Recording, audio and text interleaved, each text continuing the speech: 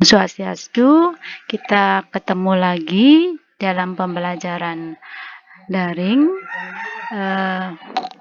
Mungkin sebelum pembelajaran kita mulai, seperti biasa kita memanjatkan puji syukur atas perlindungan, sehingga kalian semuanya bisa hadir di dalam pembelajaran secara daring ini. Jadi kita akan berdoa sesuai dengan keyakinan kalian masing-masing. Berdoa, mulai.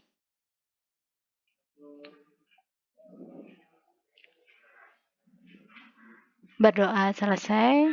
Baiklah anak-anak, Ibu ingatkan sekali lagi, jadi jangan sampai lupa untuk mengisi daftar hadir ya. Jangan sampai tidak ada yang sudah mengikuti tetapi lupa untuk mengisi daftar hadir. Nah, anak-anak, untuk materi pada pertemuan yang lalu, masih ingat semua kan? Yaitu tentang pengertian dari perubahan sosial. Apa sih sebenarnya perubahan sosial itu? Masih ingat anak-anak? Masih ingat? Nah, jangan sampai lupa ya anak-anak ya.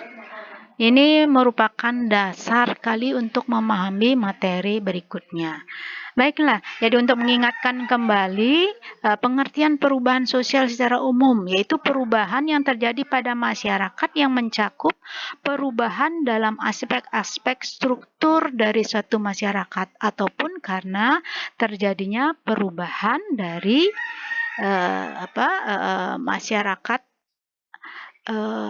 ataupun karena terjadinya perubahan dari faktor lingkungan, karena perubahan komposisi penduduk, keadaan geografis, serta perubahan sistem hubungan sosial maupun perubahan pada lembaga-lembaga kemasyarakatannya. Ya, jadi masih ingat ya, Nana ya? Baik, kita akan lanjut ya.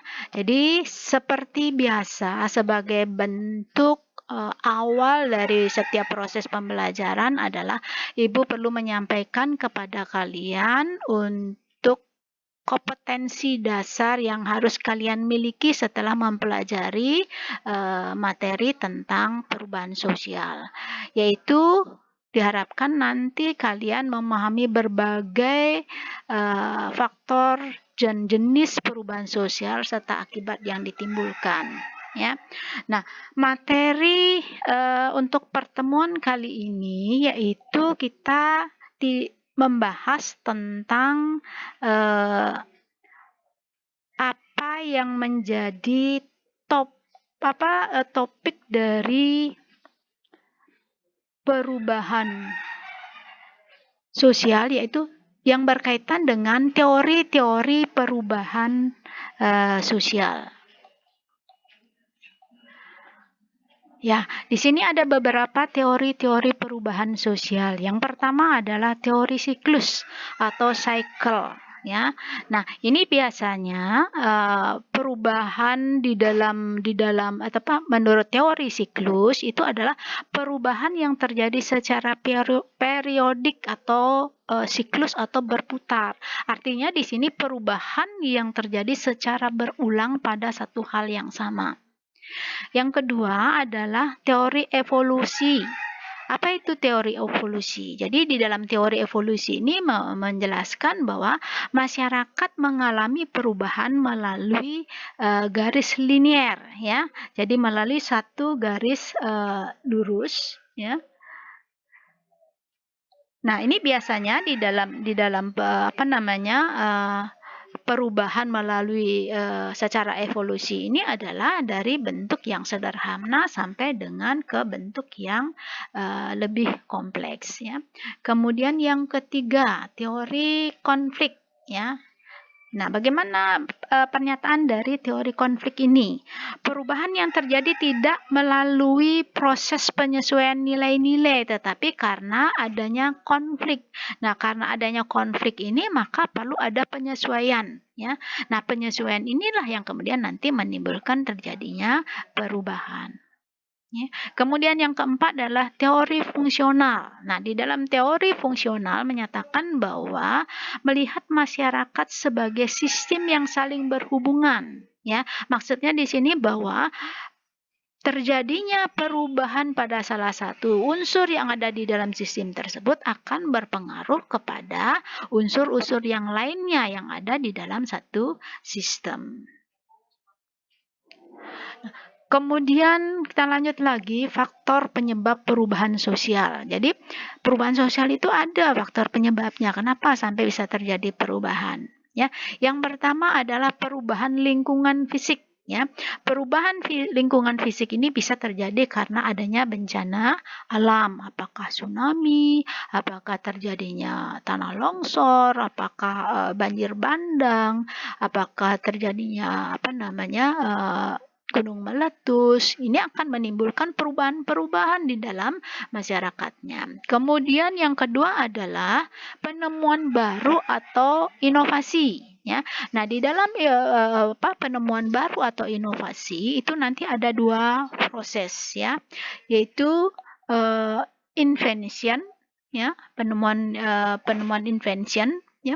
Kemudian yang ketiga perubahan jumlah penduduk. Di dalam perubahan jumlah penduduk ya di dalam satu wilayah baik yang disebabkan oleh tingginya tingkat kelahiran ya ataupun tingginya arus urbanisasi ini juga bisa menimbulkan terjadinya perubahan-perubahan sosial terutama di dalam proses interaksi. Kemudian lingkungan fisik pun juga akan mengalami perubahan. Kemudian yang keempat adalah perubahan lembaga-lembaga sosial ya pada lembaga-lembaga kemasyarakatan. Kemudian yang kelima itu adalah revolusi. Apa itu revolusi? Revolusi itu adalah perubahan yang terjadi secara besar-besaran ya. Sebagai salah satu contohnya adanya revolusi industri. Apa yang terjadi di dalam masyarakat ya. Kemudian yang keenam konflik ya. Konflik yang terjadi di dalam masyarakat pun juga bisa menimbulkan terjadinya perubahan-perubahan sosial. Kalau di Indonesia mungkin konflik yang pernah terjadi di Poso atau di beberapa daerah yang lainnya sehingga terjadi perubahan. Kemudian yang ke-7 masuknya kebudayaan masyarakat lain ya. Jadi apa pengaruhnya dengan masuknya kebudayaan masyarakat lain? Ya, pengaruhnya adalah ini karena terjadinya interaksi antara masyarakat kita sendiri dengan masyarakat yang membawa kebudayaan luar, ya, sehingga dengan adanya interaksi ini akan mempengaruhi ya budaya yang ada di dalam masyarakat. Coba kita bisa lihat dengan adanya perkembangan pariwisata di Bali. Ya, bagaimana pengaruhnya terhadap budaya masyarakat yang ada di Bali? Ya, jelas ada beberapa pergeseran. Kemudian yang berikutnya yang terakhir ini adalah terjadinya peperangan. Ya, dengan terjadinya peperangan, ya mungkin kalian bisa saksikan di beberapa negara yang mengalami peperangan antara misalnya Israel dengan Palestina, apa yang terjadi di dalam kehidupan masyarakatnya ya, banyak perubahan-perubahan di sana. Okay. Nah, setelah faktor kita lanjut dengan faktor pendorong ya, faktor pendorong perubahan. Ya, apa saja yang menjadi faktor pendorong? Yang pertama adalah sikap mudah menerima hal-hal yang baru.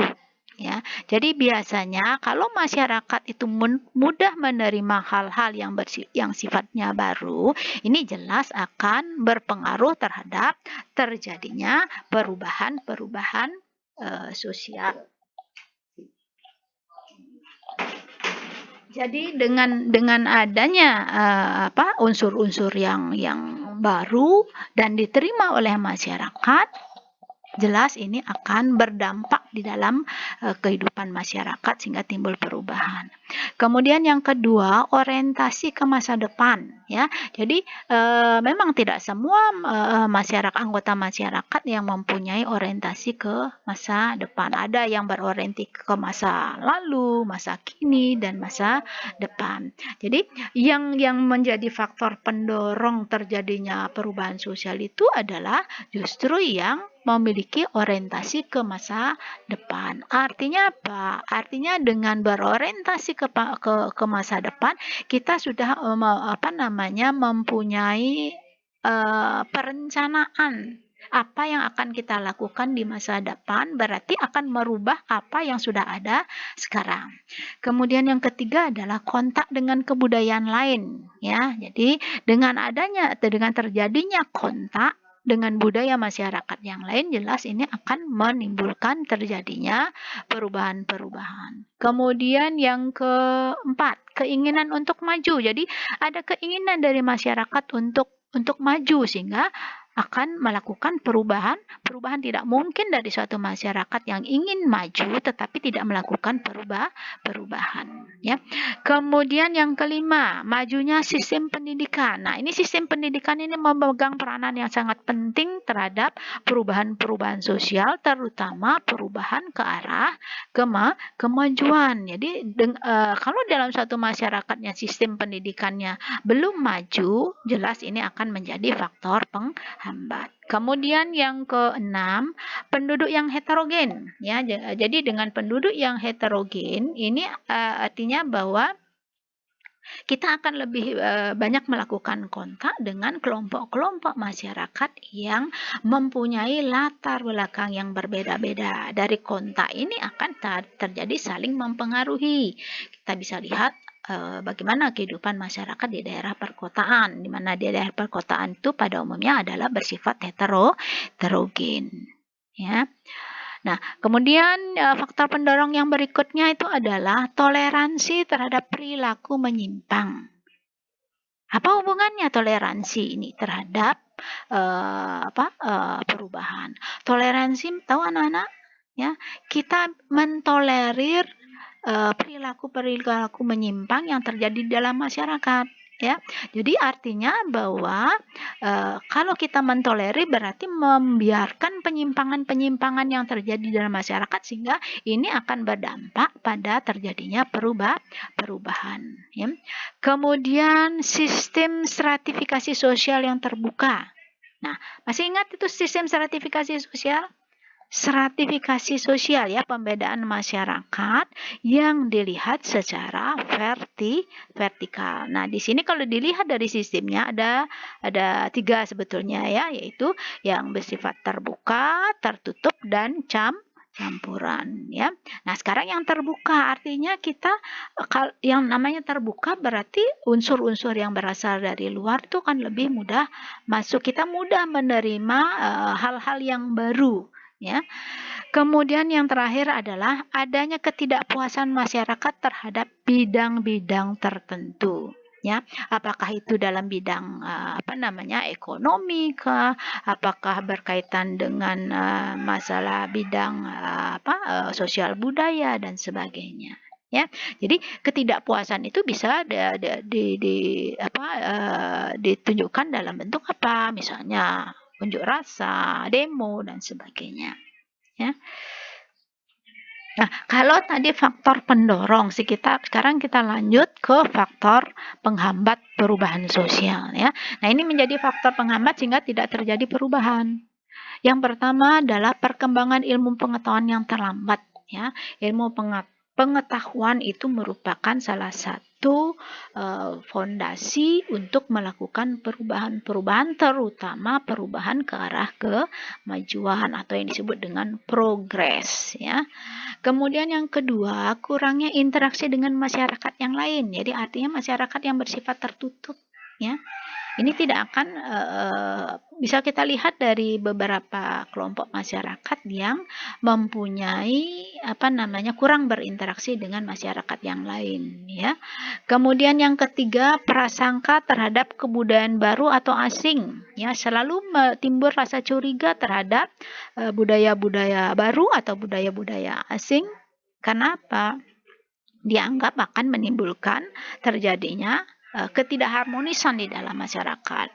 Kemudian yang keempat, adat dan kebiasaan yang sulit diubah. Jadi ada adat dan kebiasaan yang di dalam masyarakat itu memang sulit untuk dirubah. Ini juga menjadi satu faktor penghambat. Kemudian yang kelima adalah vested interest. Tahu anak-anak apa itu vested interest? Vested interest ini artinya keinginan yang sudah tertanam dengan kuat. Ya, jadi sikap vested interest ini biasanya ada pada kelompok-kelompok masyarakat yang memang mereka sudah berada pada zona yang nyaman, ya. Jadi dengan terjadinya perubahan sosial ini akan mengancam kenyamanan keberadaan mereka pada zona nyaman. Kemudian yang keenam itu adalah hambatan yang bersifat ideologis, ya, ideologi-ideologi yang ada di dalam masyarakat, ya. Kemudian yang ketujuh itu adalah rasa takut terjadinya kegoyahan pada integrasi, ya. Jadi dengan adanya perubahan-perubahan ini, berarti bisa juga menimbulkan rasa takut dari masyarakat. Jangan-jangan dengan terjadinya perubahan ini akan mempengaruhi integrasi yang terjadi di dalam masyarakat. Timbul ketidakharmonisan. Ya. Kemudian yang berikutnya yang terakhir ini adalah sikap tradisional masyarakat. Jadi masyarakat yang masih bersikap tradisional, ya. Jadi selalu berpikir secara irasional. Kadang-kadang itu juga menjadi faktor penghambat yang dimana itu ada pada masyarakat yang masih bersikap tradisional. Nah, demikianlah anak-anak materi untuk pertemuan kali ini, ya. Sebab untuk jam ke-5-6 mungkin nanti kita akan berjumpa lagi.